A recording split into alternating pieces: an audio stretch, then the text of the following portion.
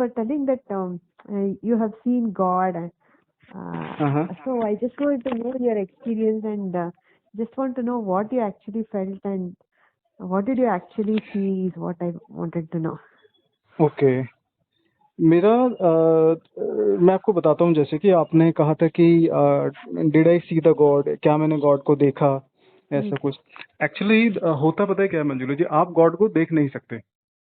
हाँ मतलब ये मेरा मानना है, क्योंकि अगर आप जो देखना होता है गॉड को, वो बहुत ही लिमिटेड हमारा सेंसरी टूल है। मतलब जो हमारे सेंसरी 5 टूल हैं, मतलब देखना, महसूस करना, सूंघना, टच करना और मतलब टेस्ट करना, ये बहुत ही नॉर्मल फिजिकल टूल हैं जो फिजिकल बॉडी के हिस्से हैं। ठीक है, आप गॉड को इन नॉर्मल टूल से नहीं देख सकते। अब आप आंखें बंद करोगे तो आपको जिस भी देवता की, जिस भी भगवान की आप पूजा करते हो, जैसे कृष्ण भगवान, भोलेनाथ जी, विष्णु, ब्रह्मा, तो इनकी इमेजेस हमारे माइंड में आ सकती है, no doubt. But when we talk about the actual realization of God और द परमात्मा, देन वो है, वो पूरा का पूरा फॉर्मलेस है। दैट इज कम्प्लीटली मतलब फॉर्मलेस और निर्गुण एकदम। सो आप उसको वर्ड में या किसी इमेज के थ्रू या किसी मतलब किसी चीज के एग्जाम्पल के थ्रू आप उसको समझा नहीं सकते। But the best part is, अगर आपको रियलाइजेशन होता है, अब उसको गॉड रियलाइजेशन कह लो, आप चाहे उसको सेल्फ रियलाइजेशन कह लो, या उसे परमात्मा का साक्षात्कार कह लो, बट उसके होने के बाद जो बदलाव होता है, that is the most important part of life. हाँ, तो उसके रियलाइज होने के बाद, परमात्मा के रियलाइज होने के बाद क्या होता है, मैंने आपको कुछ चीजें बताता हूँ। तो शायद मैंने थोड़ा सा अपनी एक वीडियो में ही बताया था यूट्यूब पे। होता क्या है कि परमात्मा के दर्शन करने वाला व्यक्ति भौतिक सुख सुविधाओं से या सांसारिक सुख सुविधाओं से थोड़ा सा हटने लगता है। थोड़ा सा हटने का मतलब है कि हो सकता है वो पारिवारिक हिस्सा उसका बना रहे, पारिवारिक जीवन चलता रहे, लेकिन वो भेड़ चाल का हिस्सा नहीं होता। गुड जी।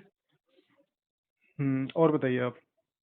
हाँ, मेरा जो प्रश्न था, you were telling that you have seen God, so I just want to know your experience and just want to know what you actually felt and what did you actually see is what I wanted to know. Okay मेरा मैं आपको बताता हूँ, जैसे कि आपने कहा था कि did I see the God, क्या मैंने गॉड को देखा, ऐसा कुछ। एक्चुअली होता पता है क्या है मंजुला जी, आप गॉड को देख नहीं सकते। हाँ मतलब ये मेरा मानना है, क्योंकि अगर आप जो देखना होता है गॉड को, वो बहुत ही लिमिटेड हमारा सेंसरी टूल है। मतलब जो हमारे सेंसरी 5 टूल हैं, मतलब देखना, महसूस करना, सूंघना, टच करना और मतलब टेस्ट करना, ये बहुत ही नॉर्मल फिजिकल टूल हैं जो फिजिकल बॉडी के हिस्से हैं। ठीक है, आप गॉड को इन नॉर्मल टूल से नहीं देख सकते। अब आप आंखें बंद करोगे तो आपको जिस भी देवता की, जिस भी भगवान की आप पूजा करते हो, जैसे कृष्ण भगवान, भोलेनाथ जी, विष्णु, ब्रह्मा, तो इनकी इमेजेस हमारे माइंड में आ सकती है, no doubt. But when we talk about the actual realization of God और द परमात्मा, देन वो है, वो पूरा का पूरा फॉर्मलेस है। दैट इज कम्प्लीटली मतलब फॉर्मलेस और निर्गुण एकदम। सो आप उसको वर्ड में या किसी इमेज के थ्रू या किसी मतलब किसी चीज के एग्जाम्पल के थ्रू आप उसको समझा नहीं सकते। But the best part is, अगर आपको रियलाइजेशन होता है, अब उसको गॉड रियलाइजेशन कह लो, आप चाहे उसको सेल्फ रियलाइजेशन कह लो, या उसे परमात्मा का साक्षात्कार कह लो, बट उसके होने के बाद जो बदलाव होता है, that is the most important part of life. हाँ, तो उसके रियलाइज होने के बाद, परमात्मा के रियलाइज होने के बाद क्या होता है, मैंने आपको कुछ चीजें बताता हूँ। तो शायद मैंने थोड़ा सा अपनी एक वीडियो में ही बताया था यूट्यूब पे। होता क्या है कि परमात्मा के दर्शन करने वाला व्यक्ति भौतिक सुख सुविधाओं से या सांसारिक सुख सुविधाओं से थोड़ा सा हटने लगता है। थोड़ा सा हटने का मतलब है कि हो सकता है वो पारिवारिक हिस्सा उसका बना रहे, पारिवारिक जीवन चलता रहे, लेकिन वो भेड़ चाल का हिस्सा नहीं होता। वो लोगों को सच बोलने की कोशिश करता है हमेशा, और चाहे लोगों को पसंद आए या ना पसंद आए, लेकिन वो अपने तरीके से लोगों को सच समझाने की कोशिश करेगा। वो लोगों को जीवन का असली मूल मंत्र समझाने की कोशिश करेगा, और मानव जीवन का जो मूल्य है उसको समझाने की कोशिश करेगा। ठीक है, वो लोगों के कर्मों को सुधारने की कोशिश करेगा, मानव सेवा की तरफ वो प्रोत्साहित करने की कोशिश करेगा। ठीक है, तो ये एक शुरुआती कुछ मतलब बिहेवियर या कुछ उसके व्यवहार में इंसान के दिख सकते हैं जिसको परमात्मा के दर्शन हुए होते हैं। दूसरा एक ये होता है कि जिस व्यक्ति को परमात्मा के दर्शन हो चुके होते हैं, उसको अपने शरीर से, अपने कपड़ों से, अपने खान पान से ज्यादा उसको लगाव नहीं रह पाता। ठीक है, आप देखो कि जितने भी खासकर जो होते हैं आध्यात्मिक गुरु, जो गॉड रियलाइज होते हैं या जिनको अंतरात्मा का ज्ञान होता है, वो एक्चुअल में थोड़ा सा इन चीजों से दूर होते हैं ना। उनको खाने से कोई मतलब होता है, ना परिवार से कोई मतलब होता है, ना कपड़ों से, ना शरीर से। आप देखो हमारे हिंदू समाज में, सनातन समाज में कितने मतलब नागा साधु होते हैं जिनको ना अपनी बीवी से मतलब होता है, ना बच्चों से मतलब होता है, बिल्कुल एकदम दिगंबर होके वो मतलब परमात्मा की खोज में निकल पड़ते हैं। वो तो यहाँ तक कि अपने बाल भी नहीं रखते वो लोग, अपने सर भी मुंडा देते हैं वो।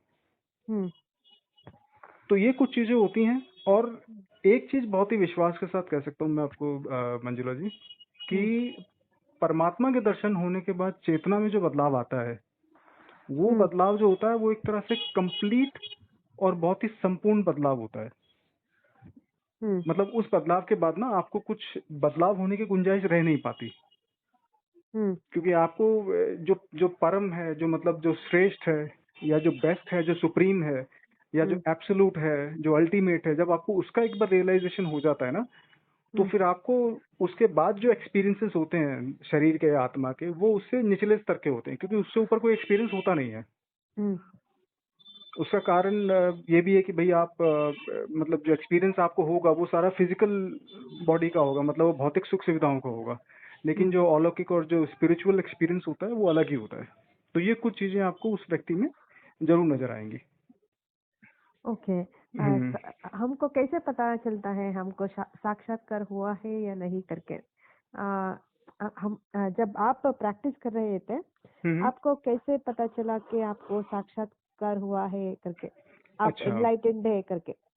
अच्छा ठीक है, मैं आपको एक अब मैं समझाऊं कि आप एक्चुअली कहना क्या चाह रहे हो। अच्छा, पहली चीज इसमें ये है कि ये तो अच्छा रियलाइज होने का कोई समय नहीं होता। मैं आपको से बताऊं, जैसे हमारे अपने जगत गुरु आदि शंकराचार्य जो थे, जो साउथ इंडिया के थे, ठीक है, उनको रियलाइजेशन मानते हैं कि उनको 7-8 साल की उम्र में पूरा वेदों का ज्ञान हो गया था। ठीक है, उसके बाद वो 32 साल की उम्र में उन्होंने 4 मतलब मठों की स्थापना करी और उन्होंने शरीर छोड़ दिया, ब्रह्मलीन हो गए वो। ठीक है, लेकिन बहुत सारे व्यक्तियों को 60, 65, 70 साल की उम्र होती तब भी भगवान के दर्शन नहीं होते। ठीक है, 70 साल मीन्स इंग्लिश में बोलिए। like there are some people who are 70 years old, 65 years of age and 80 years of age, but they don't see God, they don't experience God, or they don't even realize God. तो होता क्या है कि परमात्मा का जो realisation होता है, जो आत्मा का साक्षात्कार होता है, या फिर जिसको परम पिता परमेश्वर के दर्शन होते हैं, उसका भौतिक शरीर से कोई लेना देना नहीं है। हाँ, कुछ घटनाएं जीवन में जरूर होती हैं जिनकी वजह से ये स्पिरिचुअल चेंजेस या फिर ये जो चेतना में जो बदलाव होता है, उसके अंदर थोड़ा बहुत शरीर से होने वाली घटनाओं का या जीवन में होने वाली घटनाओं का असर जरूर होता है। अच्छा, मैं आपको एक चीज बताता हूँ। आपको कोई भी ऐसा व्यक्ति होगा जो एनलाइटेंड होगा, या जिसने भगवान के मतलब रास्ते पर अपना पूरा जीवन दे दिया होगा, वो आपको कोई ना कोई घटना जरूर बताएगा। ठीक है, कुछ लोग आपको बताएंगे कि भाई मैं एक्सीडेंट हुआ और मौत के मुंह से निकल के बाहर आया, तो ये जीवन परमात्मा का दिया हुआ है, तो मैंने सब कुछ छोड़ दिया। एक व्यक्ति आपको बोलेगा कि भाई मैं परिवार से बहुत परेशान था और मेरी धर्मपत्नी ने धोखा दिया, या कोई पत्नी बोले कि मेरे को पति ने धोखा दिया, या बच्चों ने धोखा दिया, तो मेरा संसार से एकदम से मोह उठ गया और मैं परमात्मा की ओर निकल पड़ा। गौतम बुद्ध को जब मतलब गौतम बुद्ध तो खैर भगवान का अवतार माने जाते हैं, ठीक है, जब उन्होंने किसी मृत व्यक्ति की जब वो देखी शव यात्रा, तो उनको रियलाइज हो गया। तो जीवन में हर किसी के जो भी परमात्मा के रास्ते पर निकल चुका है या निकलता है, उसके भौतिक जीवन में कोई ना कोई ऐसी घटना जरूर होती है जो उसको परमात्मा की ओर जोड़ देती है। ठीक है, तो मेरे साथ भी ऐसा ही हुआ था। मतलब मैंने आपको बताया कि 2020 में हमारे परिवार में कोई बुजुर्ग व्यक्ति था जो गुजर चुका था, और वो कोरोना का काल था। तो दिल्ली में ही एक शमशान घाट में मैंने करीब 40 से 45 शवों को एक साथ जलते हुए देखा। तो होता क्या है कि जब एक साथ शवों को जलते हुए जब आप देखते हैं, तो एक अद्भुत सा मतलब एक एक्सपीरियंस होता है, बहुत ही विचित्र सा अनुभव होता है आपके मस्तिष्क में, शरीर में। और मेरे को ये लगता है कि वो जो अनुभव था वही मेरे लिए एक तरीके से परमात्मा का साक्षात्कार था। और ये निर्भर भी करता है कि आपकी चेतना का स्तर क्या है और आपका कितना मतलब स्पिरिचुअल आपका लेवल क्या है। क्योंकि मैं अकेला तो था नहीं उस शमशान घाट में, बहुत सारे लोग थे, सैकड़ों लोग थे बल्कि। तो सबको ये एक्सपीरियंस हुआ नहीं हुआ ये तो मुझे नहीं पता, लेकिन मेरे लिए वो एक्सपीरियंस एक तरह से परमात्मा का साक्षात्कार था। और उसी के बाद ही मेरे जीवन में ये बदलाव आया है। तो व्यक्तियों के जीवन में बदलाव आता है, कोई एक्सीडेंट के बाद परमात्मा के दर्शन की मतलब निकल पड़ता है उधर की तरफ। तो भौतिक शरीर का और भौतिक जीवन का जो कहीं ना कहीं जुड़ाव होता है परमात्मा से होता है। तो घटनाएं जीवन में होती हैं जो इंसान को परमात्मा की ओर मोड़ देती हैं। ओके। हम्म। आपने like what did you actually do to get enlightened? Just that incident made you enlightened is what you mean to say, or you did something for that enlightenment? Okay, first of all, Urmila ji, enlightened, sorry, Manjula ji. Okay. तो मंजुला जी, एक कुछ चीज बताऊं। First of all, let's speak in English. In fact, I think you are getting little bit problem with Hindi. So sometimes with some numbers I get okay, not a problem. I don't understand. Okay, not a problem. Manjula ji, first of all, let me tell you, I am not enlightened and I don't claim to be. Got it? So let people judge it. But enlightenment is a very high level of spiritual understanding. It's a very high level of spiritual intelligence, and it's a very high level of wisdom, which I don't think so that I have achieved, because I still find myself that I am a novice and I'm kind of a foolish person still trying to learn things. Okay. So I'm not enlightened, I'm not a moksha person. Okay, yeah, but I try to speak truth. Okay. Now, your question was that what I did to get enlightened. Now, the question itself is not going to be valid because I said that I'm not enlightened. Now, but still I would like to answer it. See, enlightenment is a word which is coming from Indian literature, like Indian Veda and all these things. You will not find the word enlightened in Bible or in Quran or in maybe in Bodh books or Bodh literature. Got it. So I think the Indian population nowadays, what is happening, there are a lot of gurus, there are a lot of spiritual teachers. They all are selling these words. Let me tell you. I'm sorry if I'm offending you. I'm not. No. I'm no not, problem. Yeah. I don't belong to any particular what do you say, organization. Okay, spiritual tradition or group, okay, or organization. Yeah. I just listen to everybody. It is not that I'll stick to only one thing and I feel only that is right. That is not. I mean, I'm not like that. That's very nice, and I think that's a very good way of learning and understanding life. Okay. So yeah, because okay, now let's get back to the point. See, nowadays the spiritual gurus and the spiritual teachers and these religious gurus and religious teachers, they are selling these concepts to our newcomers and to our youth. Get it? There is a very simple thing and there is a very simple understanding. If everybody in India tries to become enlightened and tries to go to Himalayas and sitting for meditation for hours, then who will handle the social situations? Right. Understanding. See, becoming enlightened is a very, very long process, and I think it's in the end. It should not be in the beginning.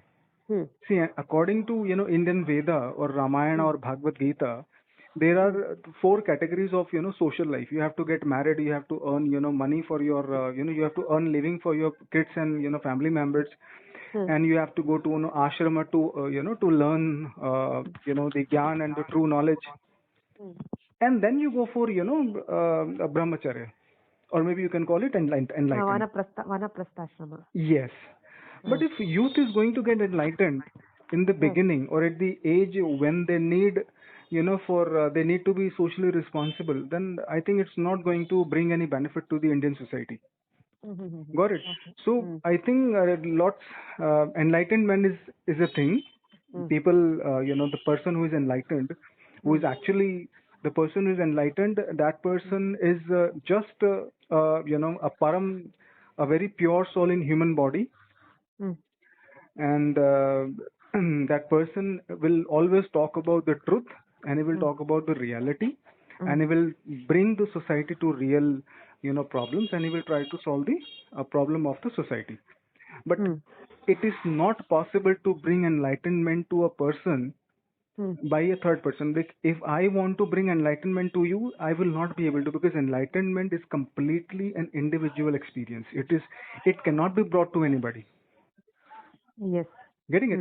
For example, if I have experienced Lord Krishna or Lord Bholenath ji or Lord Shiva, that is my experience. That's not your experience, and I cannot transfer my experience to you at any cost. If any guru or any teacher says that I can, bring you to enlightenment, that is completely a kind of a scam, and that's completely a foolishness. You can become enlightened. There is no question in it. Manjula ma'am can become completely enlightened, but that has to be, the effort has to be only from Manjula, not from anybody else. Absolutely. So no one can bring you.